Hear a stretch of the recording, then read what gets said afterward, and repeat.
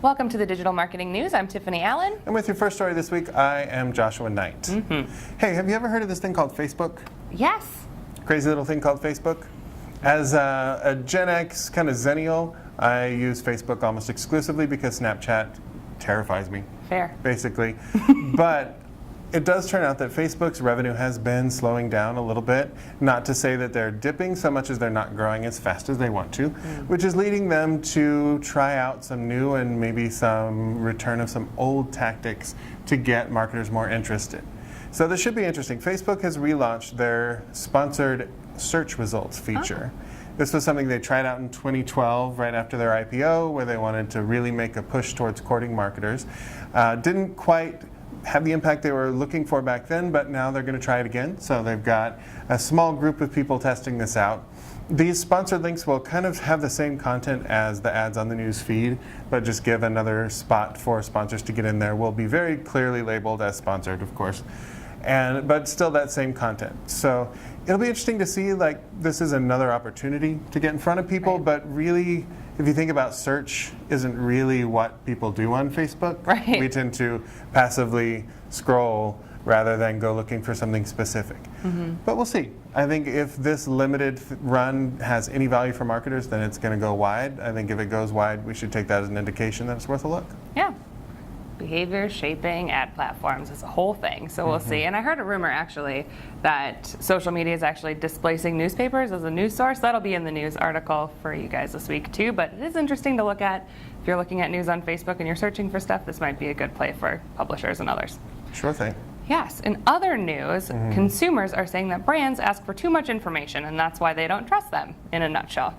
Should I elaborate? Hold on. No, that would be way too much information. Oh no, I'm Actually, the worst. you should. Okay, so in November 2018, a platform called Jebbit did a survey of 1,000 U.S. adult smartphone users and asked them, what makes you not trust brands, essentially.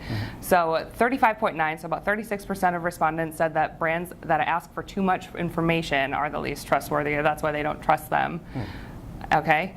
But 28% said public data scandals were why they wouldn't trust brands.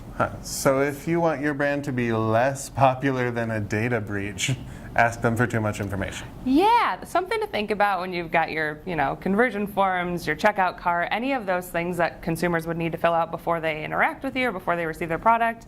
Think about how much data you're collecting. Is it really necessary to put your mother's maiden name in that form? Probably not. Why do you need it? There's no reason. Just don't do it.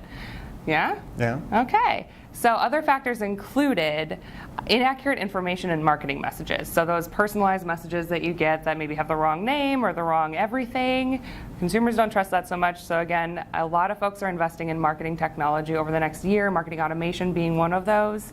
If you're going to use personalized data, make sure your data is correct. So shore up your data, maybe get some data cleansing in there, something to that effect, but make sure it's accurate or you're going to do yourself a disservice. Absolutely. I hate it when I get an email from a marketer that's like, hey, Tony, did you? And I'm like, how do you know that name? We won't tell anyone. Don't broadcast it. Don't make it a news item. Yeah, it's not so much that they're wrong. It's just that that is my secret name, Fair. my true name, and those who don't have power over me. That's fair. You know what else has power over me? Instagram. I can't help it. I like square images, and I like scrolling through them in an arbitrary order determined by an algorithm. And it turns out I'm not alone. Okay, fine.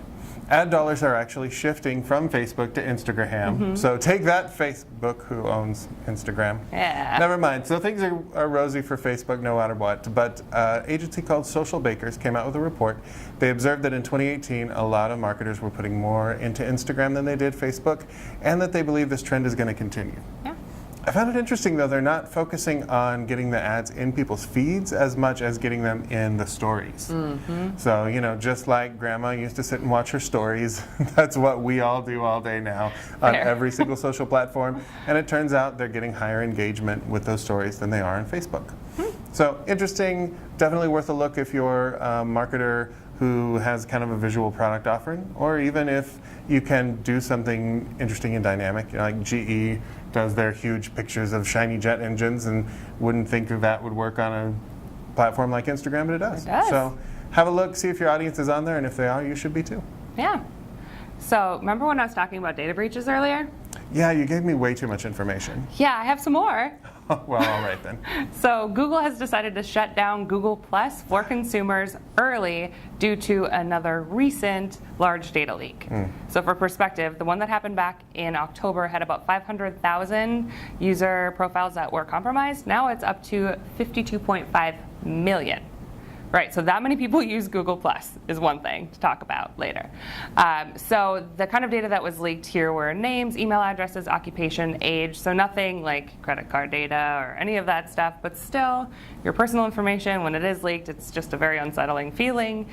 So again, this is closing down early. It's closing down in April instead of October 2019, but Google still plans to keep Google Plus for Enterprise available. Just as a side note, their API for the consumer platform shuts down in 90 days, so if there's any data you're collecting there, just make sure you round that up before. Yes, indeed. So don't use Google Plus for your digital content marketing, but it turns out if you are listening to us, you are most likely using digital content marketing. Yes. New research from our buddies at eMarketer discovered that 84% of U.S. companies with at least 100 people are using the digital content marketing to get the content to the people. It's a lot easier than analog content marketing, but it lacks some of the warm sound of the analog. Vinyl content, still huge. Anyway. Great.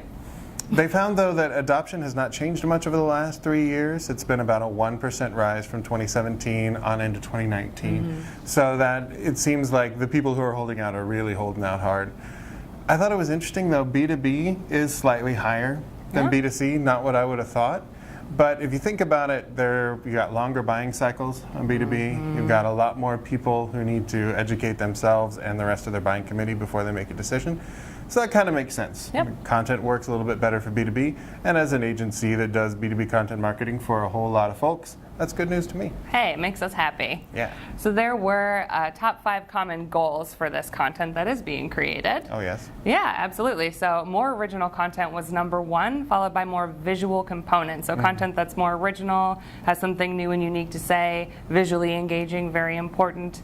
Optimization, content optimization came in at number 3, followed by search engine visibility, which of course would go hand in hand.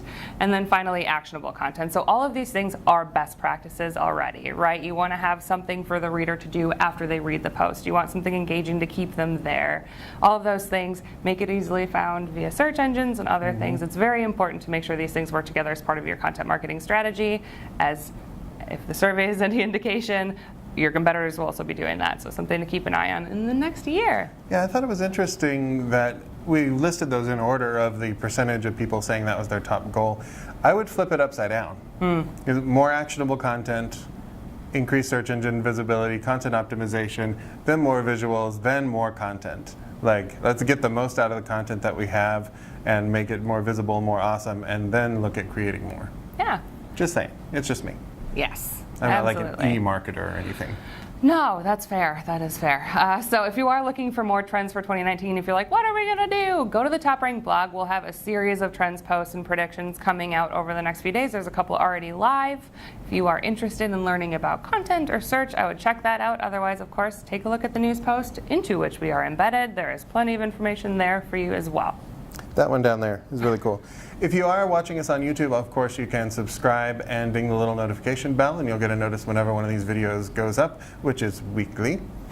And you can follow us on Twitter at TopRank, and you can find me at at NiteWrites, that's NITEWRITES. Or me at Tiffani_Allen. Otherwise, we will see you next week. Thanks for tuning in. Bye.